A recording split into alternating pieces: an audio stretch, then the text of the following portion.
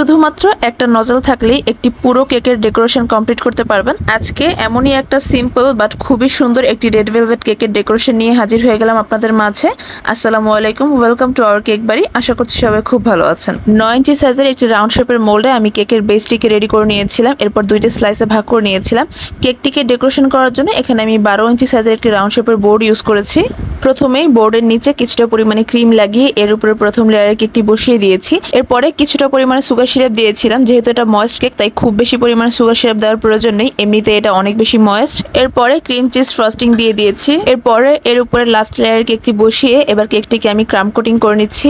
Red velvet কেকের সাথে cream cheese frosting অথবা বাটার ক্রিম ফ্রস্টিং সবচেয়ে ভালো যায়, এজন্য আমি এখানে ক্রিম চিজ ফ্রস্টিংটা ইউজ করেছি, যেটা অনেক বেশি মজাদার হয়। অনেক বেকারসদের দেখি যে ভ্যানিলা কেকের মধ্যে কয়েক ফোঁটা রেড কালার দিয়ে তারা সেটাকে রেড ভেলভেট কেক বলে চালিয়ে দিচ্ছে, কিন্তু আসল রেড ভেলভেট কেকের বৈশিষ্ট্যই হচ্ছে যে এটা একটা ময়েস্ট বেসড কেক হবে। বাটার ক্রিম ফ্রস্টিং দিয়ে অথবা ক্রিম চিজ ফ্রস্টিং দিয়ে এটাকে ফ্রস্টিং করা হবে, আর এই কেকটা অনেক বেশি সফট, ভেলভেটি এবং ময়েস্ট হয়ে থাকে। আর এই কেকের টেস্টটা কিন্তু অনেক বেশি মজাদার হয়ে থাকে। যারা ট্রাই করেছেন তারা নিশ্চয়ই জানেন।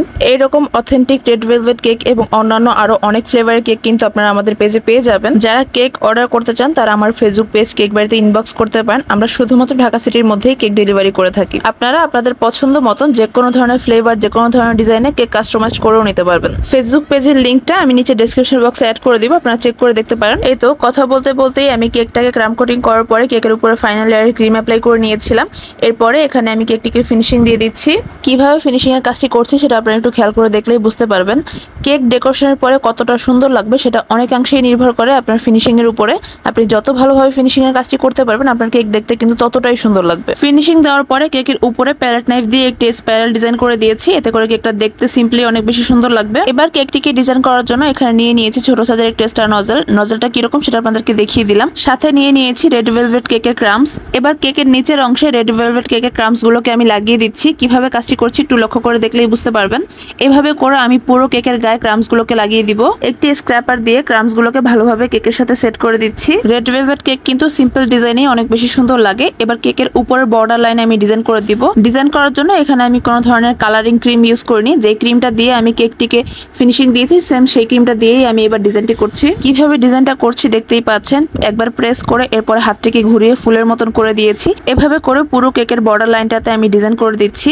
ডিজাইন করা শেষ হয়ে গেলে এবার রেড ভেলভেট কেকের যে ক্রামস গুলো আছে সেটার বর্ডার লাইনের একদম পাশ দিয়ে দিচ্ছি। চিকন করে দিচ্ছি, পুরোটা ছড়িয়ে দিব না। দেওয়া শেষ হয়ে গেলে ক্রামস গুলোকে চামচ দিয়ে ভালোভাবে প্রেস করে কেকের সাথে সেট করে দিচ্ছি।